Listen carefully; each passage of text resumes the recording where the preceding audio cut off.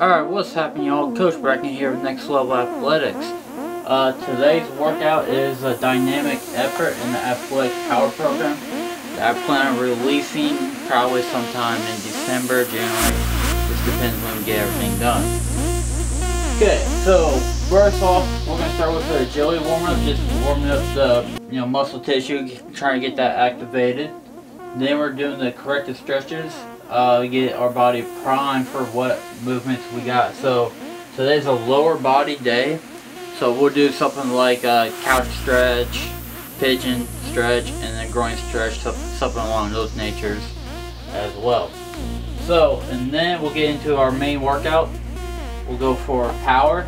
So this is more of our plyometric stuff. And right now we're in phase 2 of plyometric. So what that basically is, now we're in the amortization phase, the reactive phase pretty much, where you're basically making contact with the ground and trying to produce as much force as possible without touching the ground as least amount of time. So we got a depth jump to a box jump, then we got depth jump to a broad hurdle jump. So only thing that we got the hurdle for is literally just try to kind of challenge ourselves. How far can we get with producing that power with limiting the ground contact. Then we go into our dynamic effort. So dynamic effort is we go speed is our speed work. So we'll put, I think we got 265 on the bar for trap bar deadlift. So we got 5 sets of 5 at 55% of our 1 rep max, and we got 2 light bands on it, so it has a pretty decent amount of tension. So we try and move the bar as fast as possible,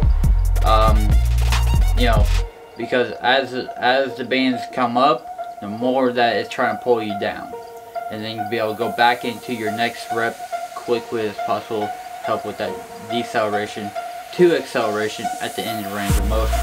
That's why bands are so great, because it allows you to, 1, accelerate for the whole entire range of motion, that also allows you, 1, it allows you to become more explosive, and allows you to also, that can help with that top end range of motion, like when you're starting on a bench, that little bit at the top end, that's going to help you increase your lockout position. It's going to help you increase your overall strength as well. And then we got speed back squat, same principle. This one we have 1 light band on it at 55%. I think it's 200 pounds. Okay. Then we go back reverse speed lunge. So this one's is a light band at 45%. We go a little lighter based on the exercise.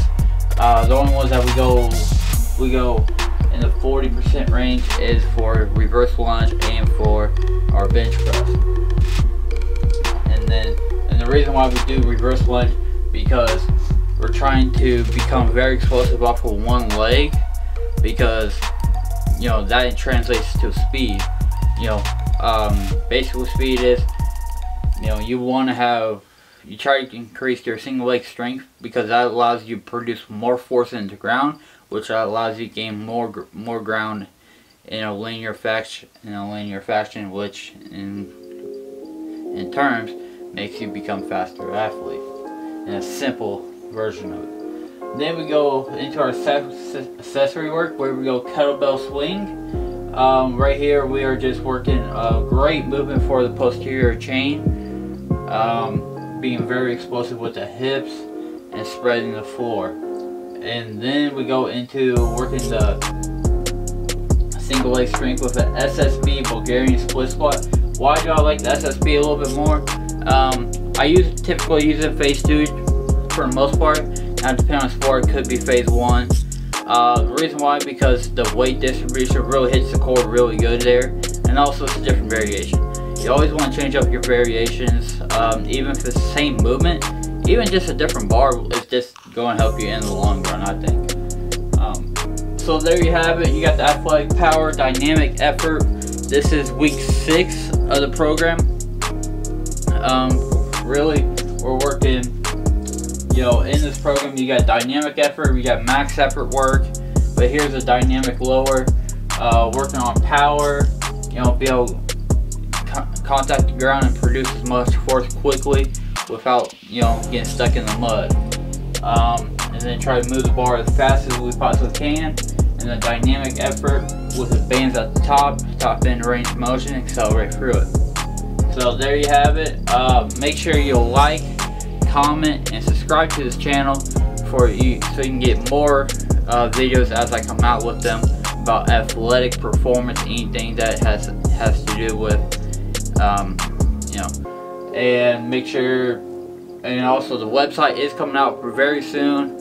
We're going to be dropping an athletic strength program, which is basically it's an overall increase of overall strength and upper body and lower body explosiveness without having to do the plyometrics and stuff like that. If you want to look at an increase on your deadlift, your squat, your bench, and overall just strength, that is a program for you, especially you elite and young athletes of all ages. So make sure you like, comment, subscribe, and here's the video. Alright, so here we got the agility drill circuit. So it's basically just running through some ladder drills, just trying to work that footwork, make sure that we have that coordination down, and as well at the same time warm up that body temperature, loosen the muscles up, get ready for the day, a back squat, trap bar and all that. Just trying to get loose, get ready, but also at the same time work on coordination and balance, as well as quick feet, as well as some speed techniques, single leg high knee that really allows you to produce as much force into the ground, working that and trying to keep the front side of the mechanics tight. Always try to work on some type of mechanic skill when you're doing agility drills. Now you can change this up. It doesn't have to be a ladder drill. It could be a shuffle drill. It can be your 3-cone drill, your 5, 10, 5, just however you want to do it. Just try to get loose, try and get after it. And that's how I like to do my agility drills. I just like to take out a ladder.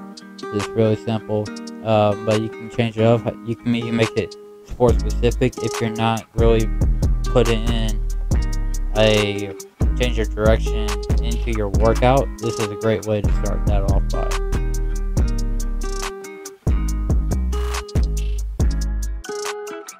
Alright, so here we have, plyometrics produce power. So in phase 2 of the plyometric program, what we're trying to accomplish is be able to make ground attack, but quickly be able to produce that force. So it's amortization phase, reaction contact.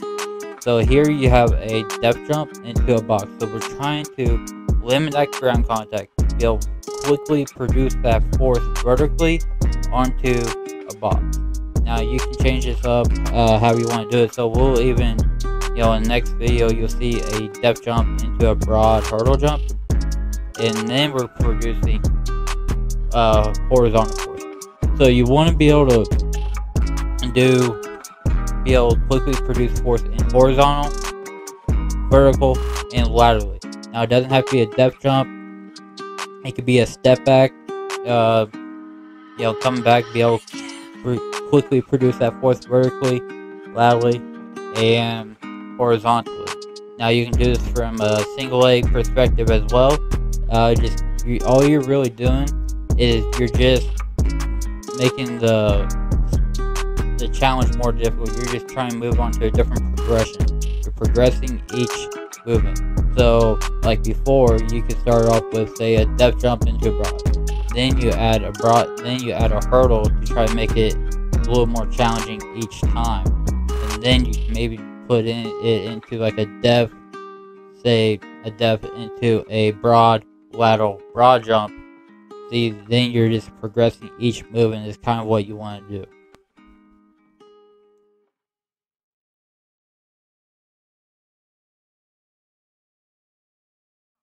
Alright, so here we got our dynamic effort. We start with a trap bar, and all we're doing is trying to produce as much movement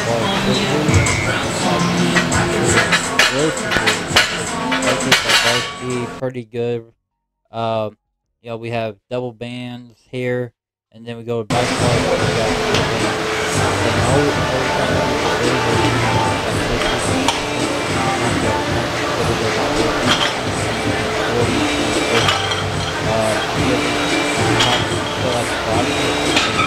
is very light, but as you go through the concentric portion, it becomes a lot.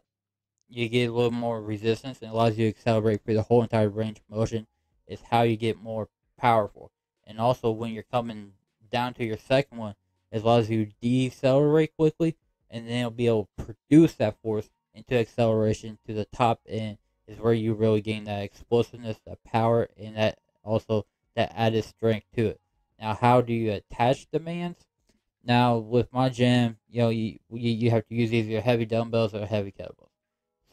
So if you're lucky enough to have band pegs, you can put them in between the spotter arms, or if you got band pegs at the bottom, all you do is put it on top.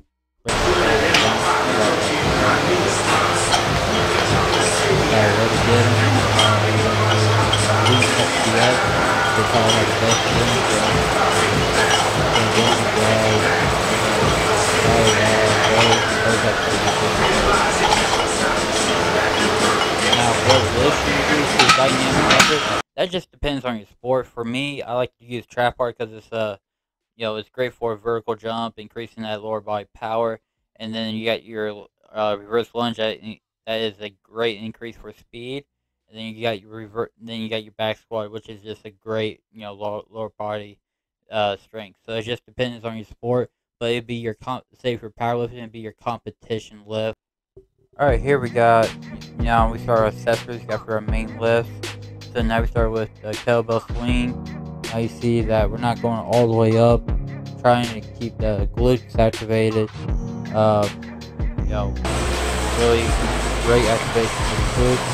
Great for posterior chain lift, reduce that lower body power. Phase 2, we add more of, we drop the reps. Phase 3, we add a resistance band, be able to produce that power through the hip. So here we got Bulgarian split squat. It's a great exercise if you are looking to increase your speed, single leg strength, balance, coordination, knee tracking. Great for every sport. Now how I progress this. You know, we can start with a dumbbell in phase 1. Phase 2 is more of a SSB bar. And then phase 3 will be more of a trap bar. Now, it just depends on the athletes where I'll start them at. Now, if you're a younger athlete, I might go with a single kettlebell, double kettlebell, single dumbbell, double dumbbell, and then we move on to putting a bar, some kind of barbell on your back. Great for all sports. Now, you can really try to, you know, go heavy on this. I try to keep it fairly light, but I still want to challenge myself at the same time. Increase that single leg strength, which will increase your ability to produce force, and then by that you will get faster, be more explosive athlete.